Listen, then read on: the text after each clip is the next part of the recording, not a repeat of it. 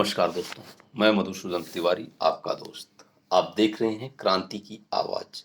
Channel को subscribe करें, like करें, बेल आइकॉन की बटन को दबाना ना भूलें। यदि आपको यह वीडियो पसंद आए तो इसे शेयर जरूर करें। दोस्तों, आज मैं कुछ विचारों के साथ आया हूँ। मेरे मन में भी कुछ विचार चल रहे हैं और आपके मन में भी चलते होंगे। आप कुछ चीज़ों से हर दिन रूबरू होते होंगे, आपके सामने कुछ चीज़ें आती होंगी, आप भी सोचते होंगे। पहला ये है कि क्या हमारा संविधान, हमारी संवैधानिक संस्थाएं हमारे अधिकारों को संरक्षित करने के लिए पर्याप्त हैं, सक्षम हैं, हमारे अधिकारों को संरक्षित कर पा रही हैं? इस प्रश्न का उत्तर शायद ना होगा।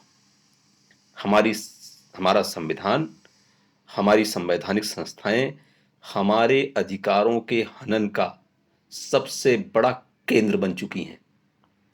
आज हम आप न्याय के लिए तरस रहे हैं। 20-20 साल, 25-25 साल निचली अदालतों में से लेके हाई कोर्ट, सुप्रीम कोर्ट तक केस लंबित रहते हैं। पहली बात। दूसरी बात, निचली अदालतों में भ्रष्टाचार व्याप्त है।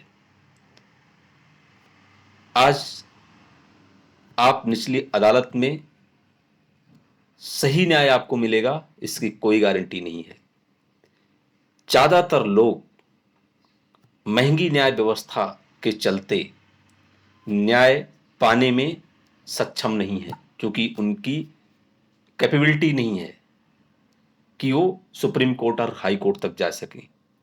तो ये जो संवैधानिक संस्था है, जिसे हम न्याय व्यवस्था कहते हैं, जिसे हमें संविधान ने हमें अधिकार दिया है कि सबको न्याय मिलेगा, तो ये पूरी तरह से झूठ है। ज्यादातर लोगों के लिए न्याय नहीं है।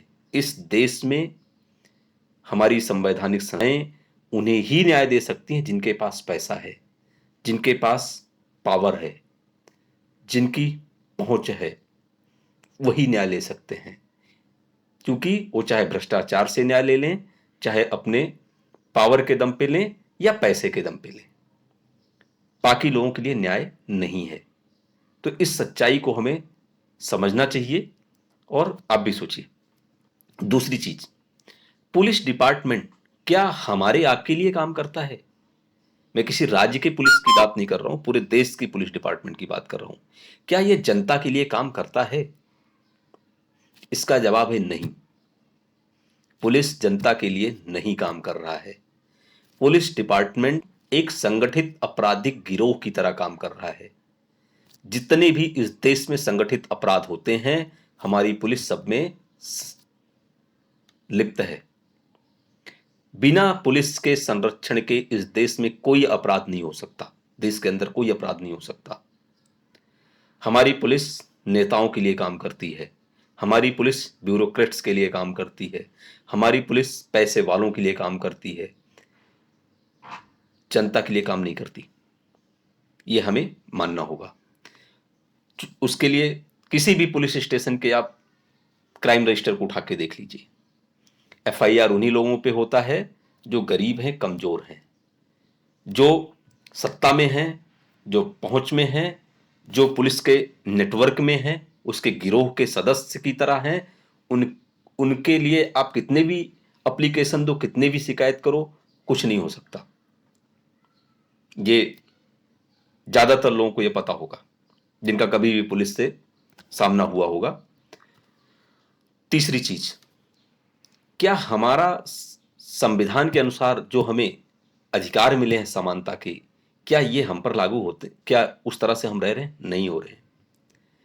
जो चाहे न्याय व्यवस्था हो, चाहे पुलिस व्यवस्था हो, चाहे शासन प्रशासन, कहीं पे भी आप उपेक्षा के शिकार हैं। तो ये सोचने का विषय है कि हमारा सिस्टम ही लोगों को नक्सली बना रहा है, हमारा सिस्टम ही लोगों को अपराधी बना रहा है, हमारा सिस्टम ही लोगों का उत्पीड़न कर रहा है। सिस्टम में बैठे हुए लोग उत्पीड़न कर रहे हैं। लोग, ये कैसे हो रहा है आपको बताता हूं। मैं मुंबई शहर के में बैठा हूं। मैं जिस जगह पे बैठा हूं, यहां से 1.5 घंटे के अंदर विधानसभा भवन, मंत्रालय, पुलिस के अधिकारियों के सभी बड़े कार्यालय, सभी चीजें उपलब्ध हैं। मैं टेक्नोलॉजी से, मेल से, मैसेज से, व्हाट्सएप से लिखकर, बोलकर अपनी बातों को कह सकता हूं। लेकिन इस सिस्टम को मेरी आवाज पहुंचाने के लिए 10 साल, 20 साल लग सकते हैं, मेरी आवाज पहुंचने के लिए, उस पर कार्य होने के लिए।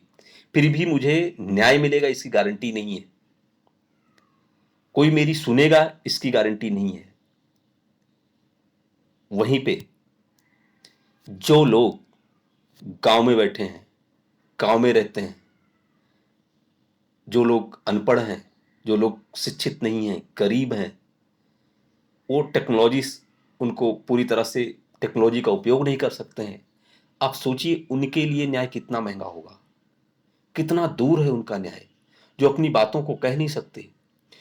किस किस लेवल पर उनका शोषण होता होगा, किस किस लेवल पर उन्हें आर्थिक, मानसिक यातनाओं से गुजरना होता होगा, कैसे लोग उन्हें दुत्कारते होंगे, कैसे उनके मामले पेंडिंग होते होंगे। तो ये चीजें सामान्य नहीं हैं। हम ऐसे सिस्टम में हैं, ऐसे देश में हैं कि जहां पे हमें अधिकार तो बहुत हैं किताबों में, लेकिन मिलता हमें कुछ नहीं है। तो दोस्तों, संगठित होइए, आवाज उठाइए। आप देख लीजिए, मैं महाराष्ट्र की बात कर रहा हूं। पिछले 6-7 महीने से, साल भर से जिस तरह से घटनाएं हुई हैं, पुलिस के कई अधिकारी, आपराधिक मामले उन पे दर्ज हुए हैं, आपराधिक वसूली कांड में, विस्फोटक प्लांट में कई अधिकारियों के नाम आए हैं। जिस हमारे गृह मंत्री तक वसूली कांड में जिनका नाम आया हो, ऐसे सिस्टम से, ऐसे सरकारों से, ऐसे पुलिस से हम कैसे न्याय की अपेक्षा कर सकते हैं? और अगर हम करते हैं तो हम अपने आप को बेवकूफ बना रहे हैं, हम आत्महत्या की तरफ बढ़ रहे हैं। दोस्तों, आपको अलविदा कहता हूं। फिर हाजिर होऊंगा कुछ नए विचारों के साथ, कुछ नए समाचार के साथ आपके सामने। जय हिंद, जय भारत।